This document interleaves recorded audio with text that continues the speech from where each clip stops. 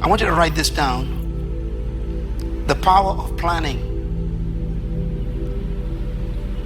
The power of planning and change. The power of planning and change. I want to focus for a few minutes on understanding the principle of planning and preparation and how that relates to strategic thinking.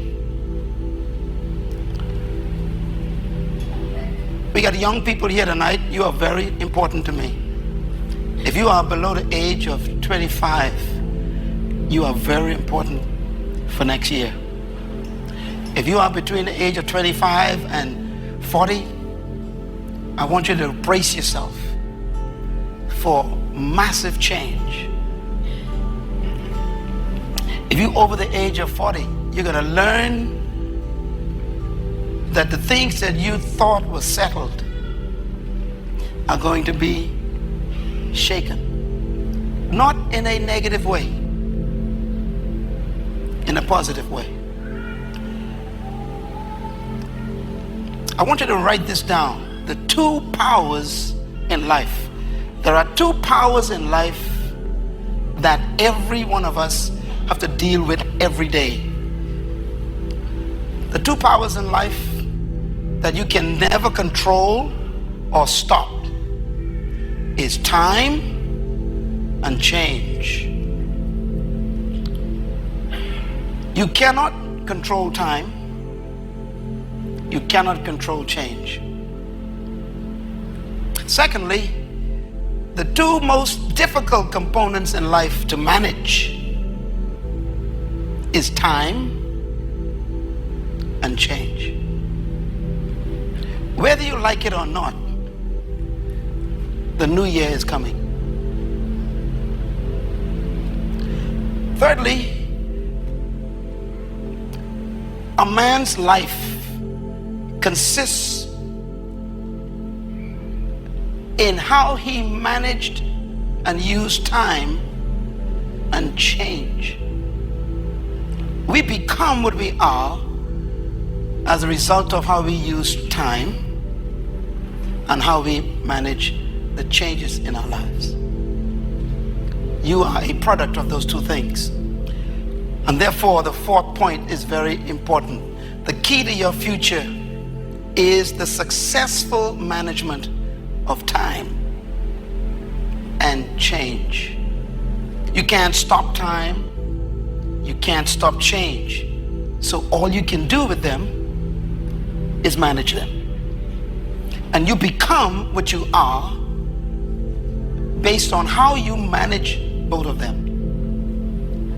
I want to simplify life for you tonight. You are simply a product of how you use your time and how you manage the changes you've been through so far. And what you become in 10 years from now will be a result of how you manage the time and the changes. So when we talk about time, let's talk about time by itself for a minute. Time is an amazing power. Every day, week, month, or year is a gift given to us by God. And that gift is given to us to fulfill an assignment. That means that you were sent to earth to complete a task and to fulfill a specific purpose, but you were sent to do it by God within a certain amount of time. So you don't have forever to fulfill your assignment. This is important. You were sent to earth to do something, and you were given a certain amount of time to do it in. So you don't have the luxury of experimenting. And this is the Bible calls a burden. As a matter of fact, the passing of time, and I wrote this from my spirit, the passing of time makes you accountable to God. So the next time you tell somebody Happy New Year, pause and ask, what did I do with it? What did I do with the year that just passed? How much of it did I waste watching television? Being with people who had no interest in success? Being involved in habits that didn't improve my life or my body? What did I spend that year on? We are accountable to God. Why? He gave us a gift. And so when we think of time, I want to read a verse from the book of Job, chapter 14 rather, verse 5. Now, this is a verse you must remember all your life. It says, man's days are determined. That means you don't decide how long you live. Your life is on a timer. The next verse statement says, you have decreed the number of his months and have set limits he cannot exceed. Have you noticed that at the end of years, suddenly, a lot of people start dying? There are people who spend Christmas weeping. And sometimes the people who die had no sickness or no tragic situation. Some of them would be playing basketball and die. They'd be playing tennis or in the garden. It's as if you're supposed to die before the next year. I always believe that there's a quota. That verse says he sets limits that you cannot exceed. So Job says, look away from us, God, and leave us alone until we have put in our time. Like what? A punch clock. You came to earth, you were born at a certain time, and you only get a certain time to do what you're supposed to do and leave. And let me say this, being old doesn't mean that you are blessed. Because if being old means that you are blessed by God, then Jesus was cursed. Because Jesus died at 33 years old. But he didn't die sick. He used these words, it is finished. He died because he had completed his assignment within the time. Some of you have come to this meeting tonight and you can't wait to go to Yonkanu. And God sent you here to tell you, stop a minute. Stop, hold it right here, young man. Stop this, woman. What are you doing with another year? Your months are numbered.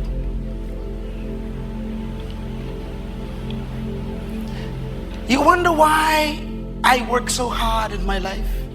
Why I try to do so much in one day? Because I am on a collision course with my month. Whenever that month is, I want that month to be embarrassed. I don't want to die wishing I could stay alive.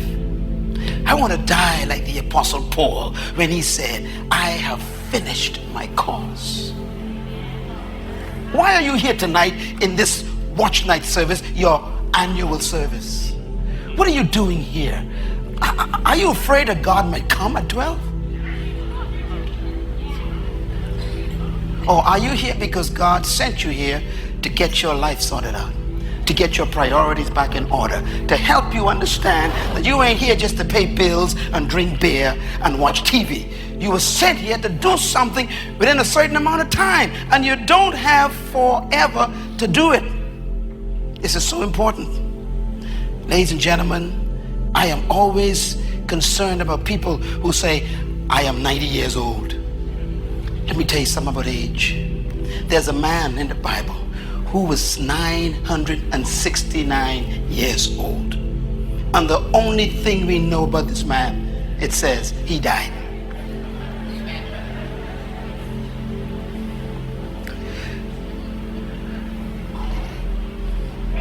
Leave us alone, God. No matter who you are or what country you live in, you have a personal purpose. For every human being is born with one. God created each person with a unique vision. He has tremendous plans for you that no one else can accomplish. The tragic thing is that many people live their whole lives without ever recognizing their visions. A lack of purpose and unfulfilled potential is epidemic in our world. I travel to many nations speaking to various groups, and I meet people on every continent who have no sense of personal, corporate, or national purpose. I see them struggling with aimless or misdirected lives. Do you know the answer to the question, why do you exist? If so, what is the reason for your existence? If not, begin to write down any thoughts you have regarding your purpose. Keep refining them as you progress through this book.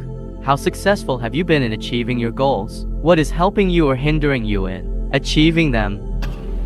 Let us put in our time. What a statement.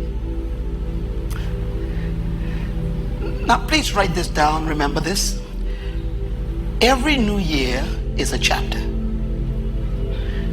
It's a chapter in your man's book of how well we manage time and change. That's what a year is. It's a chapter. You close it and you ask yourself, how did I do? You know, last year I wrote 2 books. I got them out of me. They are now books of last year.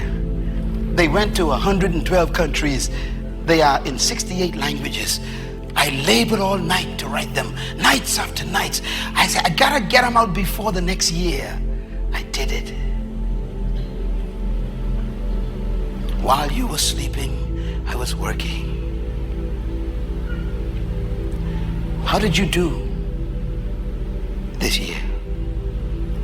We look so much with excitement toward a new year, and the question is, what happened to the last one? Make a note of this. Time and change are the raw materials of life. Time and change are materials.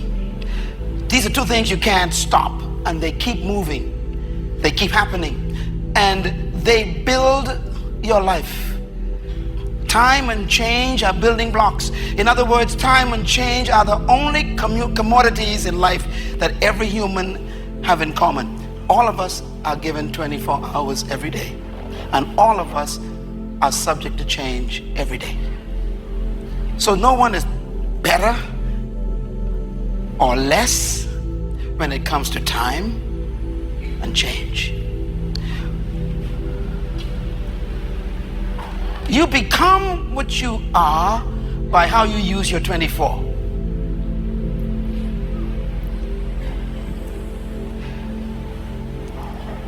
So every new year is an opportunity given to you by destiny to improve your management of time and change. I want you to make a decision tonight that 2013, I'm talking to you, 2013 will be a year that you become a professional manager of your time and your changes. I want to encourage you, please, stop wasting time. I was thinking about how God created time. Praying about it, ask God to help you see the vision He has placed inside you. Give thanks to God for the particular gifts and abilities He has given you. Read and meditate on this scripture to remind yourself that God has created you with both a distinct design and a distinct purpose, for you created my inmost being. You knit me together in my mother's womb. I praise you, because I am fearfully and wonderfully made. Your works are wonderful. I know that full well. Psalm 139 to 13:14. Remember this. Time was created by God. But here's the problem. God created time, put you in it, but he doesn't live in it. That makes that relationship very dangerous. Where does God live? He lives in forever, in eternity. So when God speaks to you, you must be very careful. If he tells you, I'm going to see you tomorrow, that could be 1,000 years. So I've learned to be very patient with God's promises, because the Bible says a day with the Lord could be 1,000 years. Because he doesn't live in time. And because he doesn't live in time, therefore he has placed us in time so that we could put his kingdom in time out of eternity. He wanted to extend his invisible kingdom to the visible world. So he put us in time so that eternity could come into time. We were sent into time so that time could know what eternity looks like. Christ says, when you pray, don't pray to go to heaven. Heaven is in eternity. He said, pray like this: Our Father who is in heaven, the eternal country, thy kingdom come and thy will be done on earth, which is in time. He wants time to experience eternity. So he took us out of eternity, put us in an earth suit, and put us in time so that time can experience what we are like without our suits. You are not a physical creature trying to have a spiritual experience. You are a spiritual creature having a physical experience.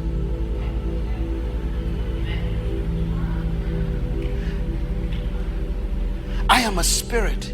You can't see me, but I live in this body, and I was sent from my country called heaven, and my country sent me to reveal its culture to time. And he gave me an assignment out of the unseen. Matter of fact, let's read where God created time. It says, and God said, let there be lights in the heavens and the sky to separate the day from the night, and to let them serve as signs to mark seasons and days and years. God created seasons, days, and years. So when we tell someone New Year, you're talking about God's material. God created days and years, and he says, let them be lights in the expanse of the sky to give light to earth. And it was so. And God says, this is good. Days are good. Years are good. I thank God for days and years. If you had to live in eternity, it'll be a tough place to live, because whatever happened in that place would be eternal. For example, if you had a headache in eternity, it would be an eternal headache. If you got divorced in eternity, the pain would last forever. God is committed to your purpose, and he provided salvation through Christ to restore his will in your life and enable you to fulfill your vision. What is your relationship with God? Are you connected to your source of life and purpose? If not, tell God you want to be restored to him through the sacrifice of Christ on the cross on your behalf. Then, receive God's forgiveness and commit to living for him from now on.